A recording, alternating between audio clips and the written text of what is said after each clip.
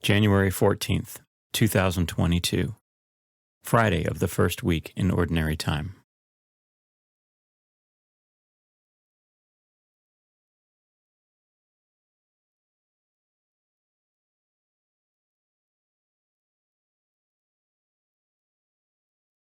A reading from the first book of Samuel. All the elders of Israel came in a body to Samuel at Ramah and said to him, "Now that you are old, and your sons do not follow your example, appoint a king over us, as other nations have, to judge us." Samuel was displeased when they asked for a king to judge them. He prayed to the Lord, however, who said in answer, "Grant the people's every request. It is not you they reject. They are rejecting me as their king." Samuel delivered the message of the Lord in full to those who were asking him for a king. He told them, "The rights of the king who will rule you will be as follows. He will take your sons and assign them to his chariots and horses, and they will run before his chariot. He will also appoint from among them his commanders of groups of 1,000 and of 100 soldiers. He will set them to do his plowing and his harvesting, and to make his implements of war and the equipment of his chariots. He will use your daughters as ointment makers, as cooks, and as bakers. He will take the best of your fields, vineyards, and olive groves, and give them to his officials. He will tithe your crops and your vineyards, and give the revenue to his eunuchs and his slaves. He will take your male and female servants, as well as your best oxen and your asses, and use them to do his work. He will tithe your flocks, and you yourselves will become his slaves.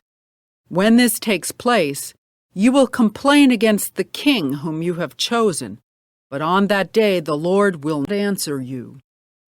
The people, however, refused to listen to Samuel's warning and said, "Not so! There must be a king over us. We too must be like other nations, with a king to rule us and to lead us in warfare and fight our battles." When Samuel had listened to all the people had to say, he repeated it to the Lord, who then said to him, "Grant their request, and appoint a king to rule them." The word of the Lord. The responsorial psalm. The response is, "Forever I will sing the goodness of the Lord." Blessed the people who know the joyful shout. In the light of your countenance, O Lord, they walk. At your name they rejoice all the day, and through your justice they are exalted. Forever I will sing the goodness of the Lord. For you are the splendor of their strength, and by your favor our horn is exalted. For to the Lord belongs our shield, and to the Holy One of Israel, our King. Forever I will sing the goodness of the Lord.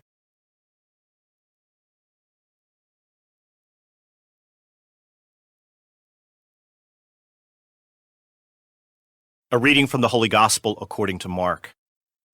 When Jesus returned to Capernaum after some days, it became known that he was at home.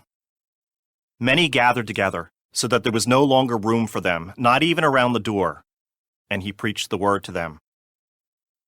They came bringing to him a paralytic carried by 4 men.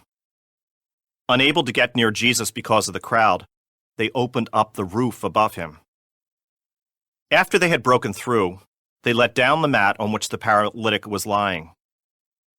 When Jesus saw their faith, he said to him, "Child, your sins are forgiven."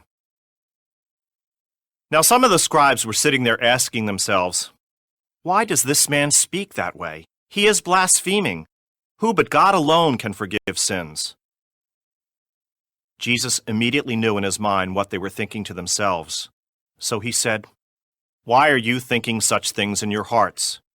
Which is easier, to say to the paralytic, 'Your sins are forgiven,' or to say, 'Rise, pick up your mat and walk'?